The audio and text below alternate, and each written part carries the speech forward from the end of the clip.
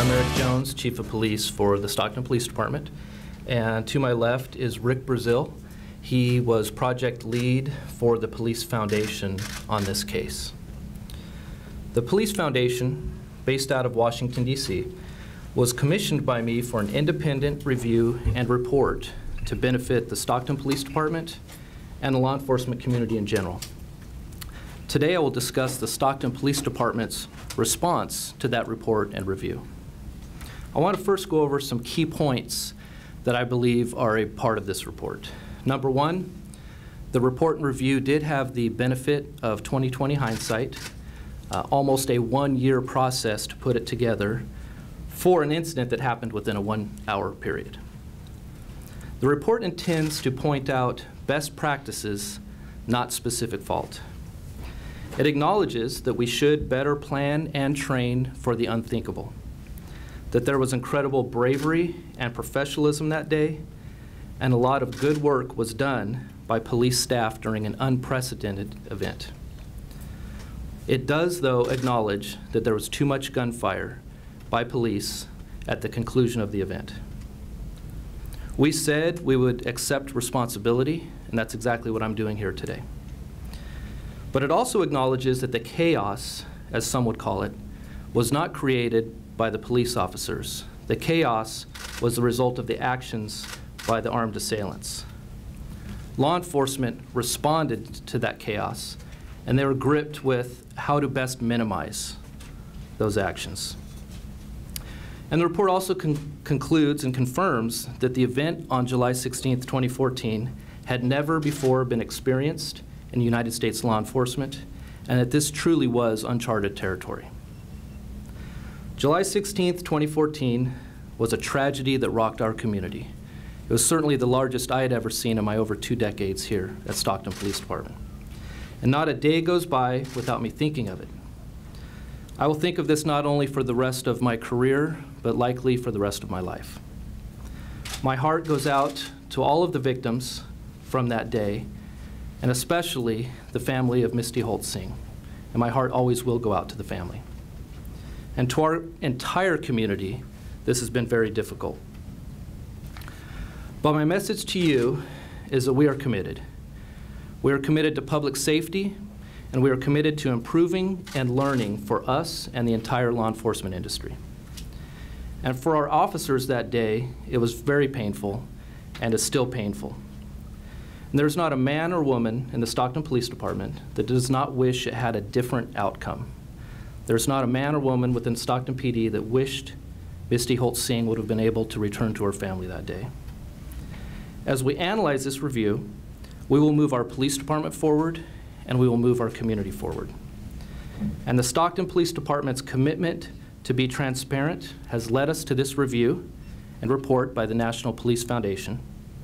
We owe it to Misty's family. We owe it to the entire community of Stockton. We owe it to the men and women of Stockton Police Department who showed bravery and courage that day. And we owe it to the entire law enforcement community. We are committed to research, review, and then improving upon it. I still feel that the violent assailants on that day had to be stopped. Our officers could not allow these suspects, who proved they were intent on violence and committing as much suffering as possible that day, to escape, to find a new location, or to take more hostages. We'd never seen anything quite like this in law enforcement. Really, only in the movies did we see things like this. As I mentioned, I'm still proud of the bravery and courage of our police officers that day. And as the review shows, there was some outstanding work by our staff, but there are, of course, areas of improvement and lessons learned. It is not easy to have an external independent review done. Transparency also means being vulnerable as a police agency, but it was simply the right thing to do. As we have said when we asked for an independent review, we knew it would expose us potentially to litigation, but we were willing for that exposure for full transparency and to become a better police department, regardless if this assists anyone with litigation. I was not unaware this report could possibly be used for that purpose. On to the review itself. The Police Foundation has put an extraordinary amount of time and work into fulfilling its responsibility. We are deeply grateful to the Police Foundation, who, for agencies across the country, might be able to use this report to be better prepared for a similar incident in the future. God forbid something like that ever occur. We take this report very seriously, and we believe it requires us to understand it as thoroughly as possible and to absorb as completely as possible every lesson it has for us. We will examine every recommendation that the report makes, and we will implement any changes in policy or procedure that could strengthen our ability to safeguard the people of our community. The Police Foundation report understands the challenges of law enforcement. It does not intend to second-guess the split-second decisions made by officers in the field while under fire. Rather, it seeks to use the benefit of hindsight to look carefully into the tragedy and identify best practices and learning opportunities. Regarding the report's findings, I received what I asked for, which is a very thoughtful and a very independent review. The report echoes what I've said throughout the year, that the events of July 16th, 2014 were unprecedented in the history of American law enforcement, meaning it was very layered, it was very complex, and it pushed our department to its limit. The report makes clear that the suspects responsible for these crimes, suspects who took innocent hostages and who several times chose to ambush officers rather than escape, apparently were capable of anything. Backing off this pursuit and allowing the suspects the time to take new hostages, perhaps from a school, was not an option. The closest comparison that anyone can say came close to the incident we had was likely the North Hollywood shootout, LAPD, in 1997. However, there are some key differences between that incident and the one we had here in Stockton. Just a couple.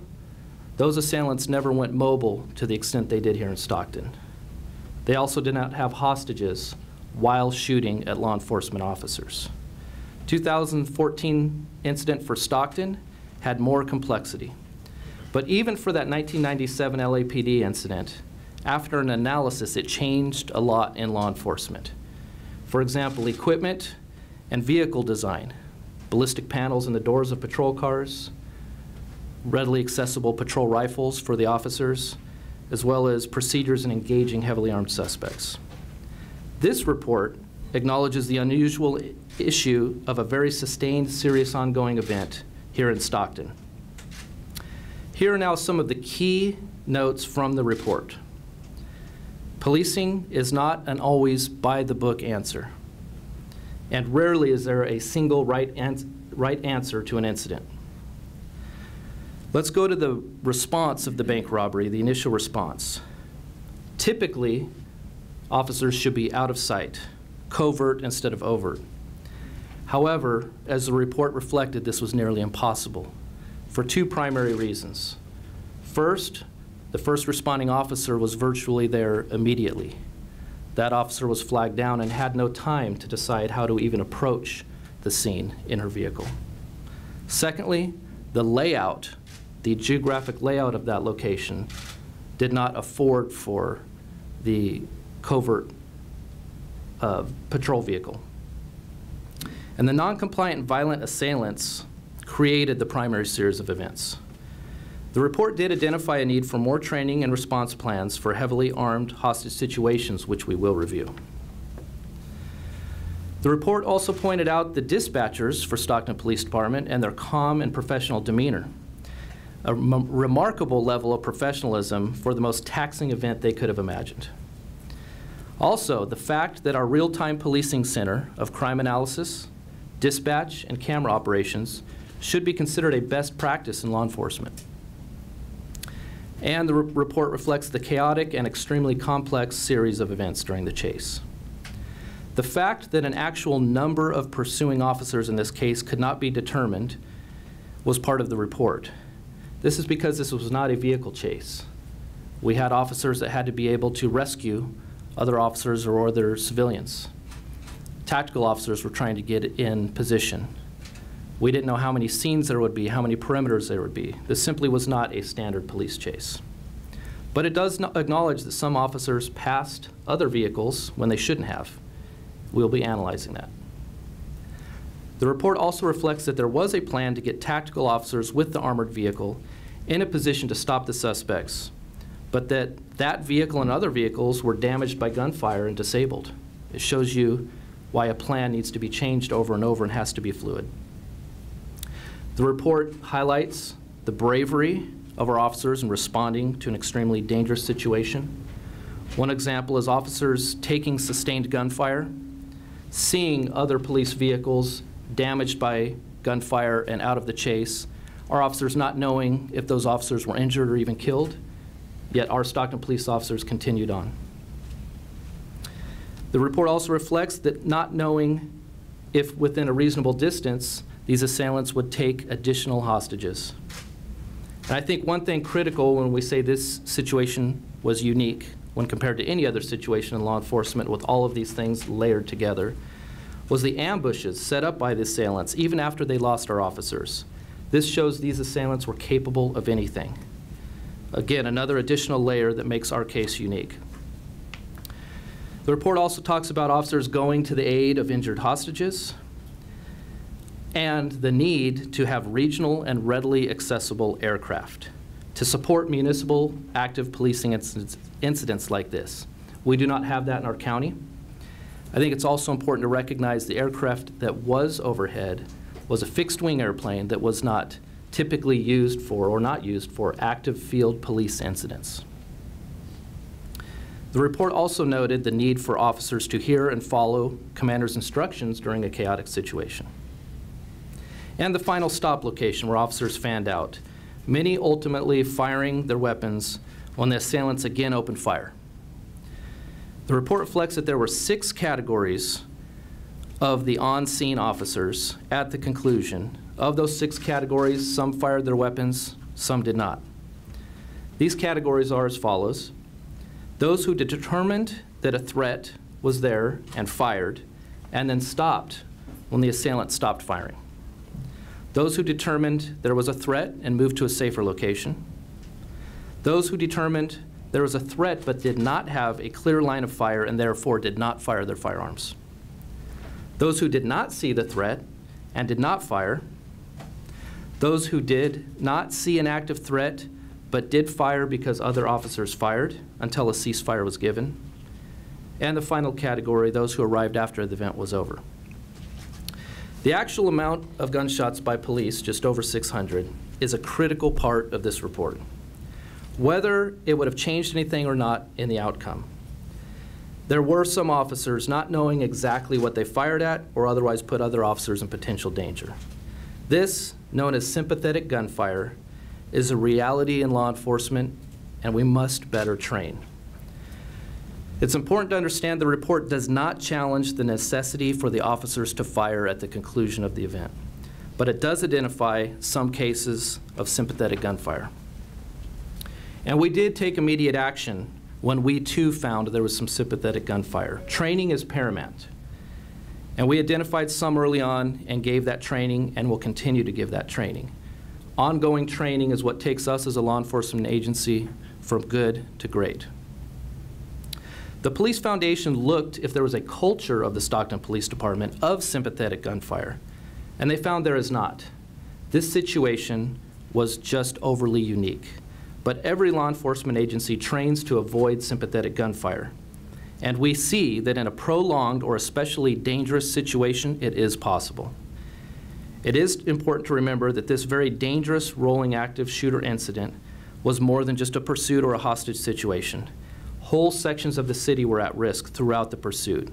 And it came to an end when a large amount of patrol cars and officers in a position where they came under heavy fire from the gunmen in the vehicle. It's also important to understand that this report does not attempt to arrive at a correct number of gunshots that should have been fired by police. It's simply not possible. But it is important to know also that the vast majority of officers did not do sympathetic gunfire. However, any amount of sympathetic gunfire is too much, and that's why we do take it so seriously. Continuing to other points of the report, The report also found good practices with us and how to post-incident investigation should be completed, the transparency we had with media. The report does also accurately reflect that we have a young department and that we in law enforcement do need to train for the unthinkable, what previously was thought to only occur in fiction. The report accurately reflects the need for more and ongoing training and planning. As I mentioned, we had begun training already after identifying some of these key issues. We have already begun reviewing and upgrading our policy. I continue to search for a method to bring patrol air support to our city, even our county or our region. And also keep in mind that this Police Foundation report was one pathway that we chose to take. There still is an active district attorney countywide protocol investigation ongoing, and there is still active an internal administrative shooting review investigation. In conclusion, the Stockton Police Department responded to a series of crimes that went beyond what any police agency has faced before. The men and women of the department faced an incident that posed an extreme threat to their own safety and to that of the entire community, and they did so with bravery and professionalism. Several items and recommendations have been provided, and we take them very seriously. This is, though, where 2 points converge. The need to have plans, policies, and procedures to make us better tacticians at our response in our field, but also it converges with the real nature of law enforcement, where split-second decisions are taken by those who put their life on the line every day for our community. Even with any plan in law enforcement, there always has to be some amount of discretion due to the fluid nature of what they are often dealt with.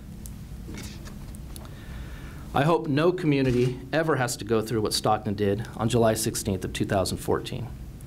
We as a police department have become better, and as I mentioned, we're moving from good to great. I hope other law enforcement agencies can learn from this, and again, every man and woman in this police department wishes there was a different outcome that day. Every man and woman in the Stockton Police Department wishes that Misty Holtzing could have come home to her family that day. This concludes the information I wanted to provide for the press conference. I'm here to answer any questions related to the Stockton Police Department. Rick Brazil is here from the Police Foundation to answer any questions specific to the foundation. Tim. Chief, we've heard from critics who say police are instructed, and it is standard policy at a bank robbery to let them get away and you chase them down the road. A, is that standard policy someplace that it's in writing? And B, address again how your people could have done things differently at the bank robbery. Were they there too fast? Did they act too fast? Were they there too fast? They were just there. They were flagged down. They had no choice to drive around the block and think of a plan to return. That's why the best plan or procedure in law enforcement has to have some amount of discretion because of the fluidity. For example, when one man, an innocent person not involved in the bank robbery, was approaching the bank, the officer had to go out from cover and get that person out of harm's way. They are now closer to the bank. That puts them in a position that puts themselves at danger, but also they are now potentially more visible. But that officer's putting his life at risk for someone else. So what it shows is we are and will look at plans and procedures and what kind of better plans might we have. What is a standard in the industry is to not be overt but covert. But as I pointed out, this was different and is like what happens in law enforcement a lot of the time. The situation just doesn't go that way. The officer was flagged down and the officer was there immediately. The geography of the layout of that parking lot and the streets did not make for an easy strategic location. I'm just saying that we have to have discretion built in to the best plans out there, and that's a reality in law enforcement. Any of the responding officers, are they still on the force, and how are they doing? So yes, almost all of the officers are back on the force. This has been difficult, as I mentioned, for our department. This has been one of the most difficult things we've ever encountered. It followed about a month after we had an in-line-of-duty officer's funeral that had died. This department has been through a lot. And our officers reflect on this a lot. And it's an important component of our department is our wellness unit, where we have our chaplains, our peer support, police psychologist. And we found it's very important to talk about this and to move our police department forward. The most difficult part of this entire incident for our staff has not necessarily been the fact that they were under so much danger and fired upon continually. It's because we lost a hostage, we lost a citizen of our community, and that's what's been so difficult for our staff. What's the protocol with regards to a hostage in a car where they are firing as well too? I mean, is there a plan? Or maybe this is occur again, what do you do? So that's where we look at this report. There is no protocol to exactly what you described, no specific policy for any specific part of what occurred that day. Just one example is there are pursuit policies out there. However, it's a reason why I believe the Police Foundation didn't conclude that a certain number of police units should or should not have been involved in this case is because it wasn't a police pursuit. It was a rolling active shooter incident with hostages inside. So that is what we in law enforcement are tasked now to do, is to look at what types of procedures and plans and training can we do to better respond to something like this in the future. The report says that it's a very young department, so do you know how many rookie officers responded that day to this pursuit? On the day of the pursuit, we did have a blend of seasoned and younger officers. We did have some supervisors and managers as well that were a blend of younger or more seasoned officers. It is simply true that we are a younger police department. That's not always a bad thing, as long as we're really up on our training and our policies and procedures. And what we attempt to do is spread out the seniority or juniority of officers on various shifts. But I would just say on that day we had a blend of younger officers and some who were more tenured. How many trainings have you had since that day? We've had multiple trainings, and I don't have a number for you, but we are just getting started really on the types of training we're going to bring to our police department. It's incumbent upon me to ensure I am training this police department and our staff the best we can be. And so we not only conducted some training near immediately, but we are continually improving and bringing more training to our police department as we see fit. Chief, the report mentions the lack of spike strips. Has that been changed, and would that have made a difference that day? Well, one thing I noticed the report reflected with spike strips are that we've seen officers killed multiple times in our state and across the country in putting spike strips out in front of a car, especially where you have assailants that have no problem taking a human life. And it's dangerous to get them out. However, that needs to be balanced with the danger of them actively shooting at our police staff in their vehicles. The other consideration of spike strips are that you might not necessarily know exactly where they're going to go, so getting up ahead of it is challenging. But it is something to examine how many spike strips we have deployed in the field ready for use. And we can now consider that law enforcement is a dangerous profession, and sometimes it might make sense to get spike strips out ahead of time if possible. Have you added more to the department since? We have been, yes. Chief, about that sympathetic gunfire, do you know how many officers actually got involved in this practice? I'll say that, so you heard the 6 categories of people who were at the conclusion site who either fired or did not fire. Those within the category, if you will, of sympathetic gunfire was a small percentage of the overall 33 officers. And keep in mind also that the 33 officers is a total of the different shooting locations. Not all of the gunshots were at the end. One example is one officer, one command staff person thwarted an ambush, deadly ambush on our officers, and that was kind of the first time that gunfire was deployed upon the assailants. There were 2 other locations and then the final location. But to your exact question, a smaller percentage. And there were newer officers? Within that sympathetic gunfire, middle tenured to younger.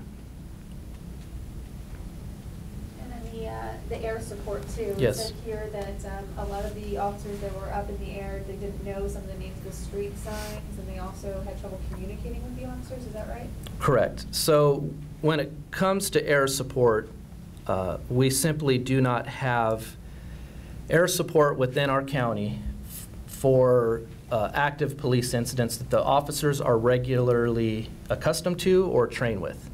And so that fixed-wing aircraft is designed for something entirely different. But what we're looking at is that is an asset within our county. The Police Foundation points out that now we should train with that unit in the future. But yes, the officers on the ground and the officers in the aircraft were not accustomed to working together for this type of incident. But I give credit to the law enforcement staff that got up in the plane to do something, to try to do something for this very unprecedented and horrific event. Are there any parts of the report that you disagree with?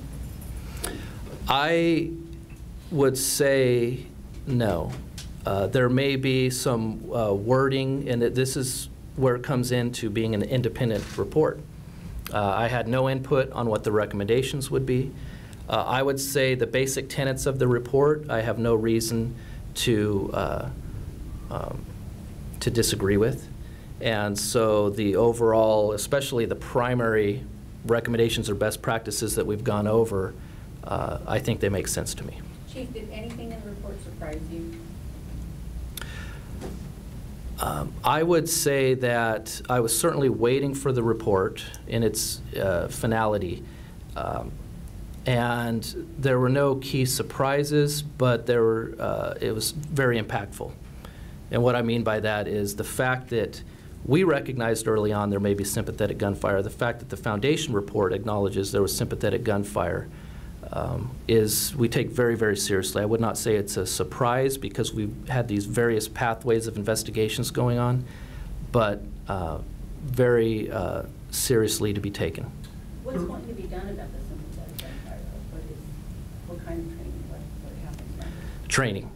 So what I say by training is understanding, and what this report brought out is there's no culture of that type of incident happening in Stockton Police Department's history. However, the report points out that something like this has never occurred before, especially sustained active gunfire on these officers for such a long, long amount of time, shows to all police departments across the country that sympathetic gunfire can occur during very, very intense situations, and us training for that exact thing, acknowledging that very, very serious, intense, prolonged incidents, training for that, and combating against sympathetic gunfire.